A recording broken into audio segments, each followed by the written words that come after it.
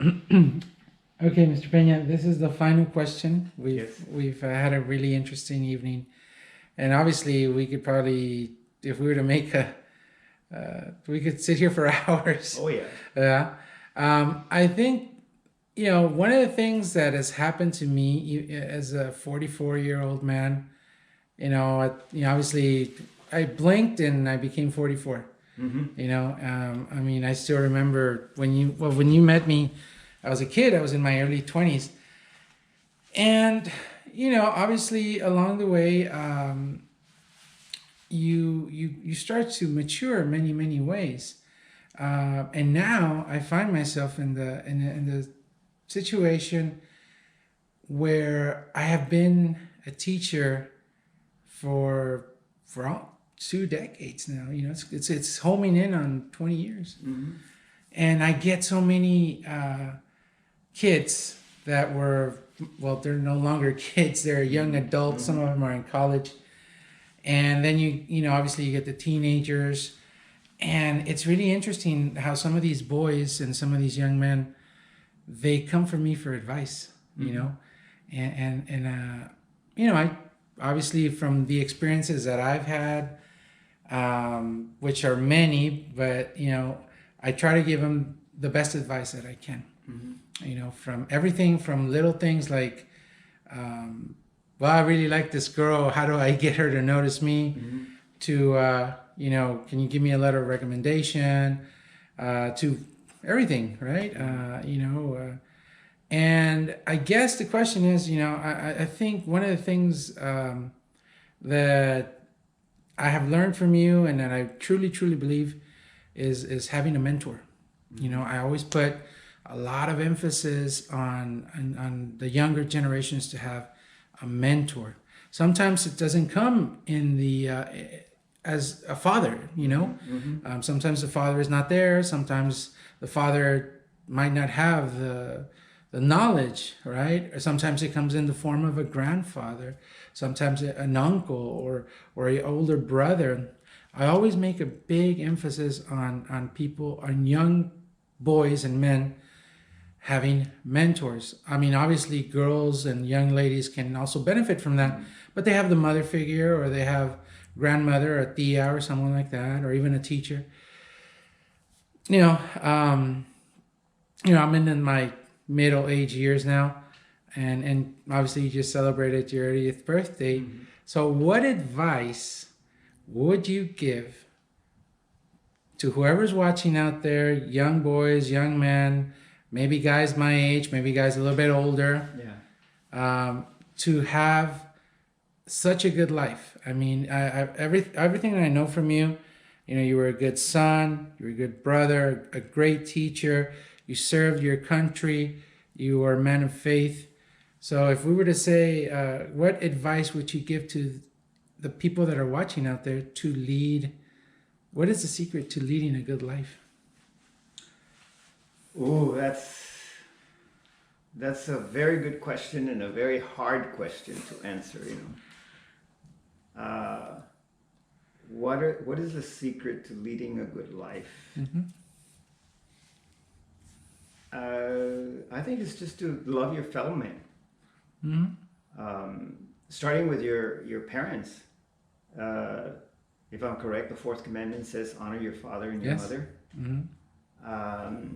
And then later on, towards the end of the commandments, it says that you're not supposed to covet thy neighbor's wife. But it doesn't stop there. It means, to not to covet, other things, not to want.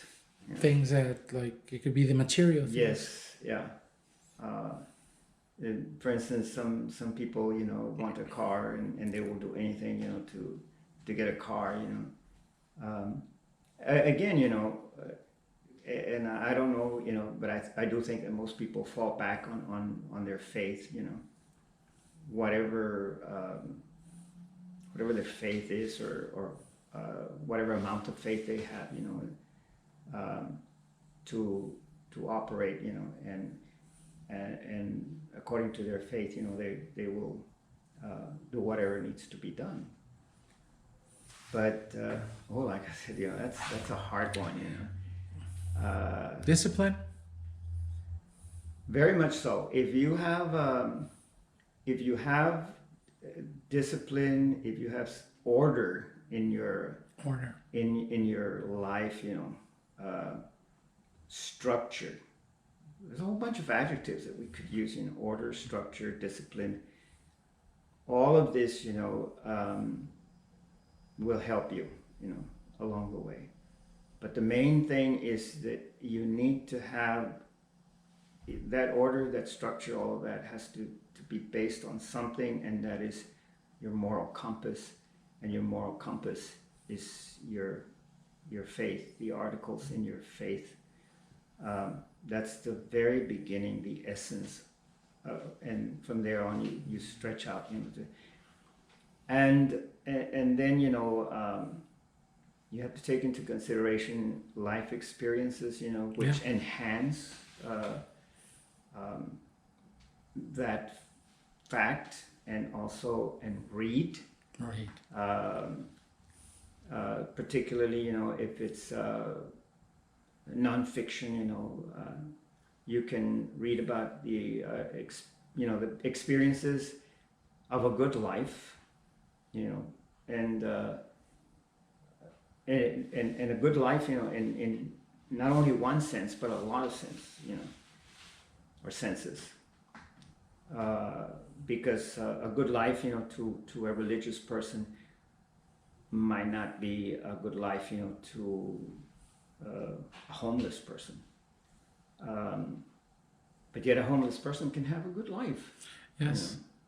I think one of the things that I've learned is that sometimes I've seen people that are economically not so successful, and they might have economic hardships, but you see them in what encompasses them, if they have a family or if they have what they need, and they seem the happiest of them all. Mm-hmm. And I've seen the total opposite, where you have someone that doesn't need anything, has in excess, and they live not so good life. Mm-hmm.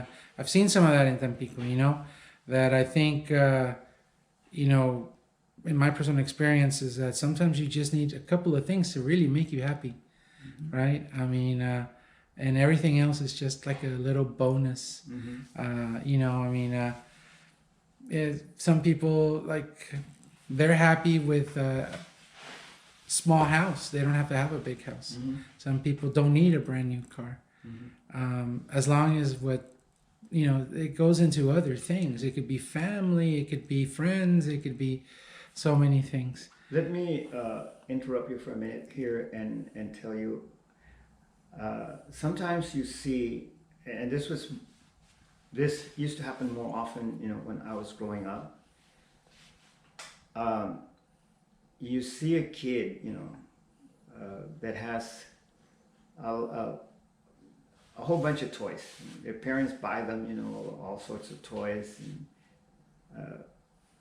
educational toys, and just entertainment toys and all that, And yet you wonder sometimes, and of course this is seen very often in third world countries, and yet you find kids, that out of their own ingenuity, they develop games. Yeah. And they're so happy playing these games, They're a million times happier, than this other kid that has all this, electronic toys and electrical toys, and lives in a very sterile society, a very sterile environment. And yet these kids, they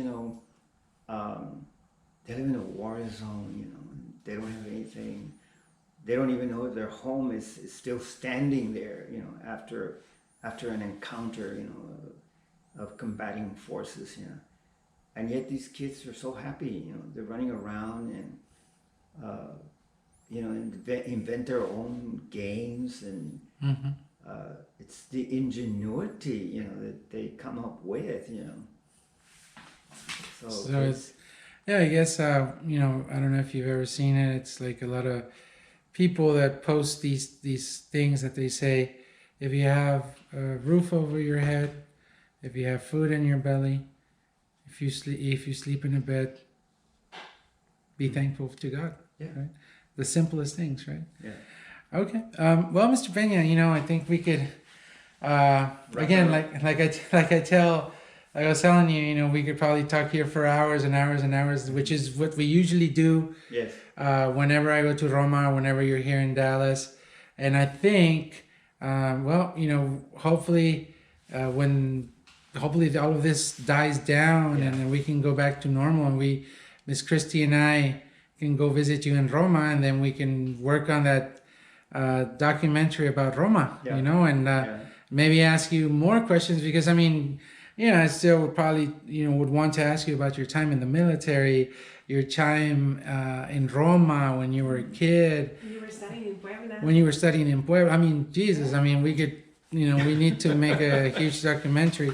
So we're gonna end it here for now. Let me just interrupt you. Mm-hmm. Back when I was in college, at the time when snakes used to walk and dinosaurs were still around, we used to get together in the dorm rooms, and we used to call this rap, which of course nowadays rap means something else, and rapping is totally different meaning, but we would have rap sessions, so, so what we do is we rap. Okay. Well, like I told you earlier, Mr. Peña, I'm planning to use this wonderful technology to showcase a lot of people, all of these perspectives. I had talked to Miss Chris's dad and other people, and you're the first person to be interviewed, but we're gonna come back and do more. We're gonna revisit. Yeah. Well, thank you, Mr. Peña. Likewise. Right. Thank you, Armando. Good luck. Thank you. All right, so we're back here at Cracker Barrel, and this is a American dish, country fried steak. And Mr. Peña, which is with us today, is having a green beans with meatloaf and some coleslaw. And Miss Christy got the kids menu. But it's the portion. I'm looking for the fried shrimp and potatoes. Fried potatoes. Those look like giant French fries. I told you, it's better to get it. She's having a root beer. So we're gonna dig in, and then we're going to continue. So see you in a bit.